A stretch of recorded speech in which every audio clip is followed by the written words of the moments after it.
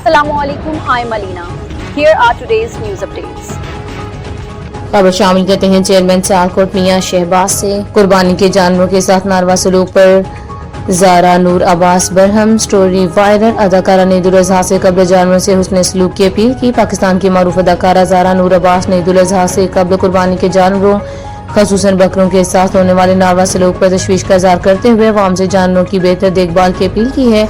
अदाकारा ज़ारा नूर अब्बास ने अपने इंस्टाग्राम स्टोरी में एक वीडियो शेयर की जिसमें मुबैना तौर पर कुछ अफराद बकरों को गैर ज़रूरी तौर पर ज़्यादा खुराक खिलाते दिखाई दिए ताकि जानवर ज़्यादा सेहतमंद और बड़े नजर आएं। इन्होंने इस अमल को नामुनासिब करार देते हुए लिखा कि जानवरों के साथ ऐसा रवैया कई हवालों से गलत है। अवाम से दरख्वास्त है कि अगर ऐसा होता देखें तो इसे रोकने की कोशिश करें और दूसरों को भी इससे मना करें।